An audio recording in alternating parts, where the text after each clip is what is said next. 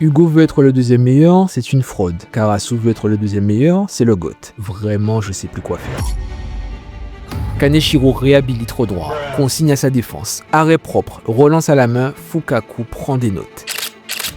Sur cette planche, Loki laisse Yori et Izagi sur le bitume. Shigiri s'interpose un peu plus loin, mais même lancé, il ne l'arrête pas. Il la laisse céder si Karasu n'avait pas coupé la trajectoire. Loki ou pas Loki, Karasu est doué pour ça, et tu le sais. Le corbeau est de retour à son prime, supplément flow, et il assume ce rôle de numéro 2. Il décrète que le plus apte à marquer est un attaquant extraordinaire avant de servir Yori. Son j'ai besoin de 3 me fait douter. Yori ne sera pas le buteur. Ce serait un non-sens pour son ego qui est de créer l'attaquant ultime. Mentalité de numéro 2 lui aussi. Je le vois plutôt délivrer une passe dont il a le secret, supplément flashback.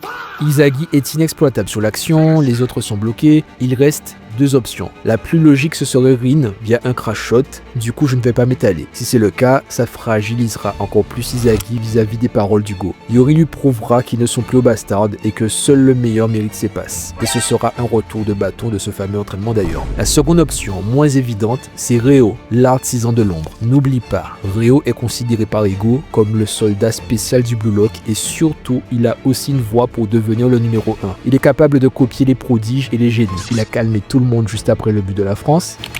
Et surtout, rappelle-toi, Hugo a fait le déplacement personnellement pour stopper Reo sur l'action d'avant, persuadé qu'il allait tirer. Ce même Hugo qui marque maintenant Rin. Sur cette dernière offensive, on a vu tous les attaquants à l'écran, sauf Reo, Karasu, Yori et un attaquant extraordinaire. À ton avis, qui sera l'élu ?